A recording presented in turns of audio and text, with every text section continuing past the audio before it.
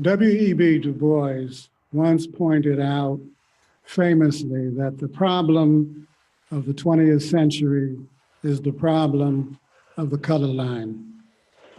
And looking back on it, you know what? Du Bois was right. It was one hell of a century. And for most Black people, that hell started in the South. For one family, it began in a place called Patton Junction, Alabama. It was there that a group of Black coal miners went out on strike. Their hours were too long, wages were too low. They had no rights that a white Alabaman was bound to respect. So they went out on strike, and the company wasn't having it.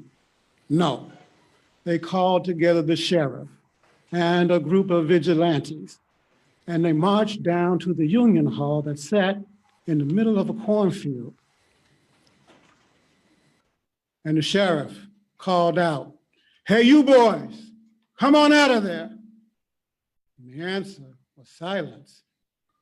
"I said, come on out." Again.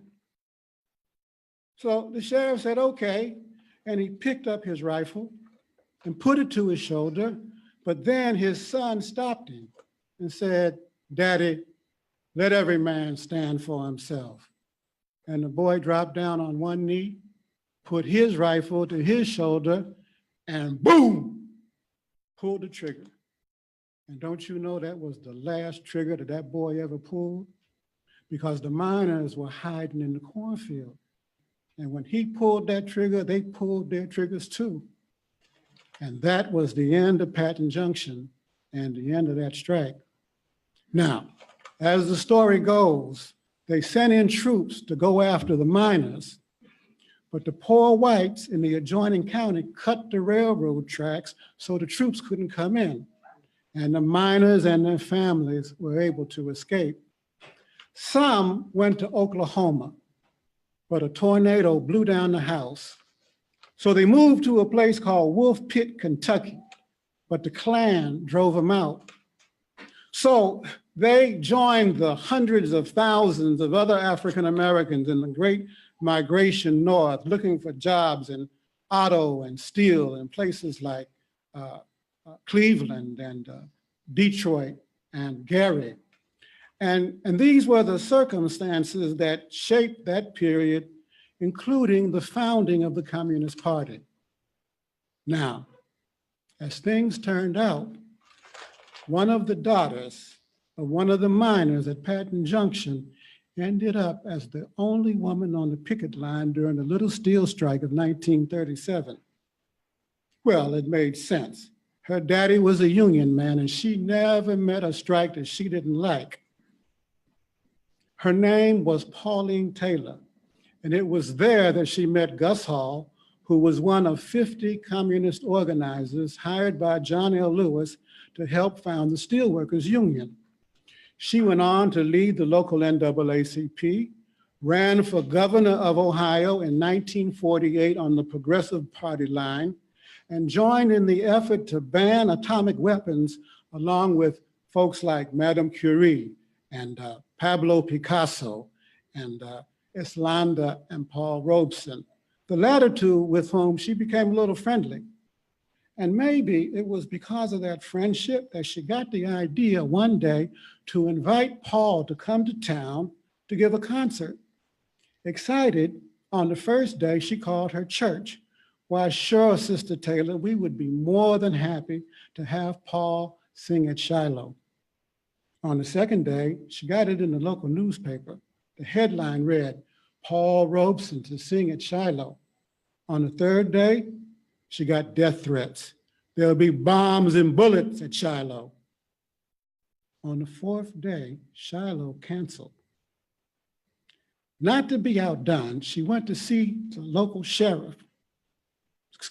chief of police, and she said, "Chief Allen, we have invited Paul to Youngstown. We have gotten death threats. We need police protection."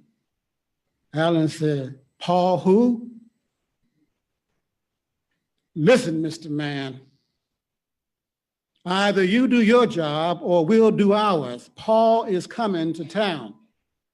And sure enough, on the evening that Paul arrived at the local Greyhound station from Cleveland, he was met by a little caravan organized by the Steel City Sportsman's Club, a group of bear and deer hunting brothers who felt obliged to do what the local police department wouldn't. And weren't they all surprised when they walked out of the Greyhound station and found it surrounded by Chief Allen's police. And maybe these were the reasons why Mrs. Taylor was hauled 2 times before the House Un-American Activities Committee and was one of 100 African-American leaders from around the country, along with Coleman Young of Detroit and Harold Washington of Chicago, defended at a Madison Square Garden rally against McCarthyism. Now, listen to me. Mrs. Taylor was not a member of the party.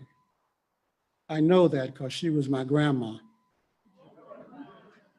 She was a left-wing, deeply religious Christian woman who admired the party's championing of the fight for racial justice and the class struggle. And if there's one thing that you can say about this party, is that we champion the fight for racial justice and the class struggle. Sometimes we did it better. Other times we did it not as good, but we always did it. Whether or not it was in the fight of the steelworkers rank and file for affirmative action, or in the fight to free Angela Davis, or in the fight for sanctions against the racist regime in South Africa, or in today's fight for Black and brown lives. This party has always maintained that the fight against racism and sexism and homophobia, and I gotta say, because of all that craziness going on in Washington, Islamophobia and the attacks on that sister, we have always said that the fight against these things are principled questions for us from which we must never, ever retreat. And so as we confront this administration in Washington that is using racism as a central organizing principle, let us draw inspiration from these old stories about our sheroes and heroes.